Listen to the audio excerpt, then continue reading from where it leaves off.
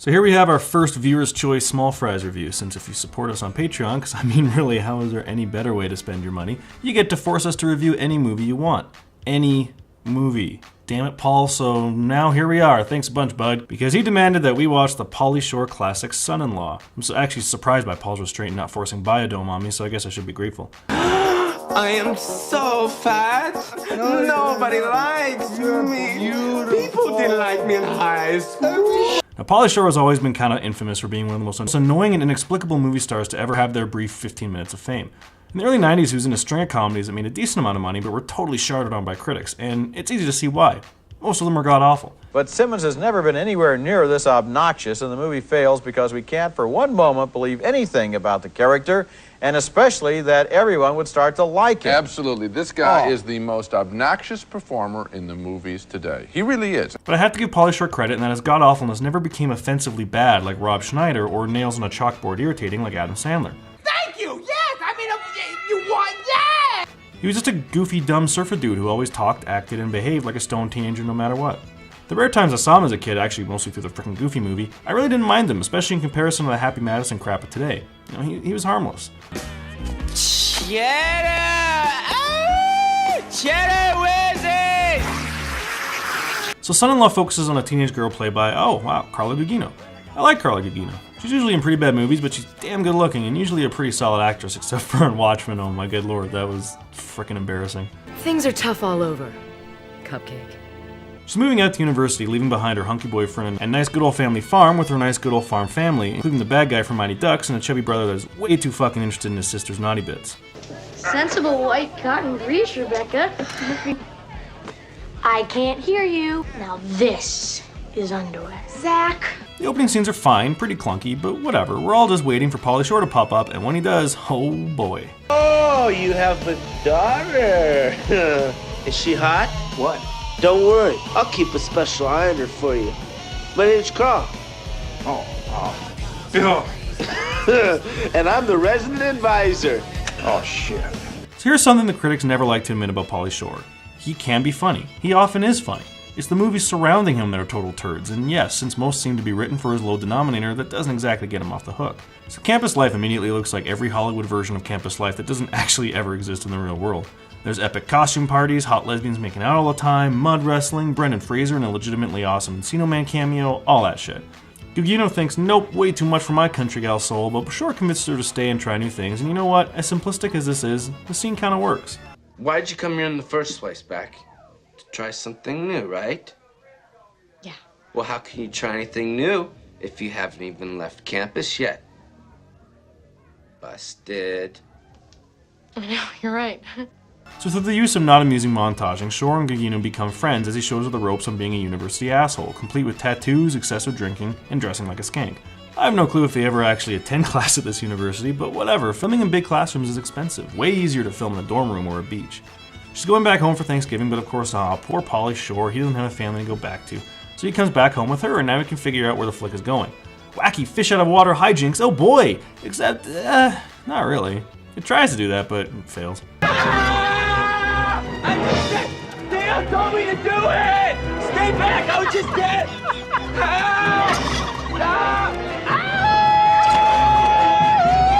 Shore obviously irritates everyone in the family, especially the boyfriend who tries to propose to Gugino, but she kinda succeeds in putting it off for a while.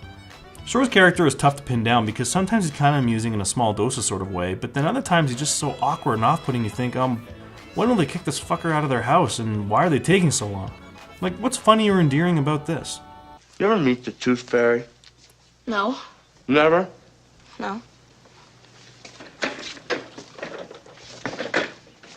I wouldn't fall asleep if I were you. I'm just kidding. Anyway, she's scared about getting proposed to, so at the big dinner when it's gonna happen, Shore's great way to defuse the situation is to say they're already engaged. I just wanted to say, that Travis is too late. Whoa, this is getting good. Yeah, because a couple weeks ago at school, I already asked Beck to marry me. Oh, no. And she said yes. Oh, my God. Now, I can see that plan working for the dinner at that moment, but for some reason they keep up the charade for the rest of the damn movie. Her explanation is this. So what do you want to do? Do you want to tell him the truth? No, we can't. It'll just make it worse. We just have to ride this out until the end of the week. That's it. So you want to stay engaged? Please. But really, why would anyone pretend to be married? She has private moments with her mom and dad where she could say, yeah, we're not actually engaged, I just didn't want to embarrass Travis in front of everyone, and then go, oh, yeah, good call, that's kind of nice. But nope, they have to keep the lie alive because of movie plot, I guess, and as far as movie plots go, this ain't Chinatown. I said I want the truth. Shore decides to be a good farmer with his fake future family in order to support his fake future wife with fake future money. The city kid in the farm scenes should have been the movie's funniest and most fish out of watery, but they aren't really. He falls into cow poop once, and the rest of the scenes are either problems any normal person would have the first day on their job, or problems no human being would ever have because they're not that fucking stupid, like sneaking into a big tractor and start driving it around and ruin the farmer's crops by signing your name into it. Oh my god, Paul, why did you do this to me, man?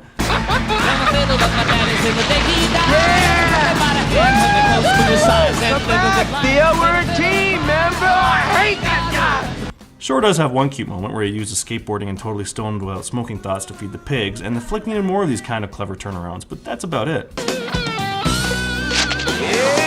is. These are your vittles.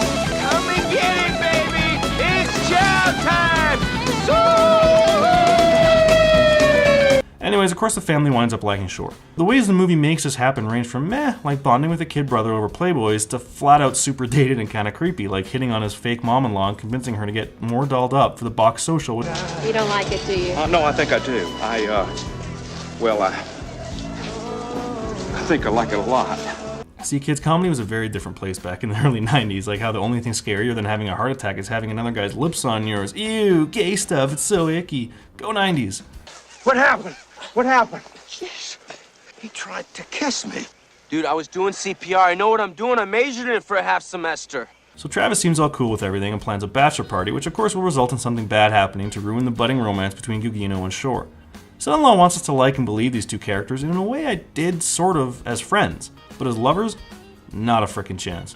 No offense, but who would pick Pauly Shore over this guy? Come on! He was never an asshole before being rejected and publicly humiliated, and I know by the end he becomes a stereotypical villain, but before that, yeah, he seemed pretty genuine in his love for her. It's good to see you. Fine, how are you? So Travis's brilliant setup plan revolves around drugging, yes, actually drugging both Shore and a stripper friend and planting their half-naked bodies in a barn for Gugino to find. First off, yikes. Watching this in 2017 after Me Too and all that Hollywood rapist stuff definitely makes the scene way less humorous than it would have been. But I guess that's okay because Son-in-Law surprisingly isn't playing it for laughs. It wants to get dramatic in the end, and boy howdy, that's a bad idea when your lead is Pauly Shore. Why did you bring me here, Rebecca? Because it was Thanksgiving and you were alone. You knew Travis was going to propose to you, huh? Oh, please, I felt sorry for you. Please to you. Spare me. You needed someone to shield you from Travis because you couldn't even deal with it yourself. It is not true. Have you told anybody the truth? It's also weird she cares so much. I mean, I know she's supposed to be in love with him now, but we never really see any reason for a romance blossoming, and the last time we saw them with the stripper, she was actively trying to set him up with her, so I don't know. Movie plot, not Chinatown. Anyways, Shore storms off, then storms back, plot is discovered, villain gets lame comeuppance, everyone loves each other, pass the turkey please. Talk to me like no, that. No, but I can't. Good! Oh! Majored in karate for 2 semesters. So is Son-in-Law as terrible of a movie as you expect from Pauly Shore's reputation? Not really. It's kind of harmless in a lot of ways and generally just wants to be a genial, dopey, amusing fish out of water romance, not really that far off from something like Crocodile Dundee.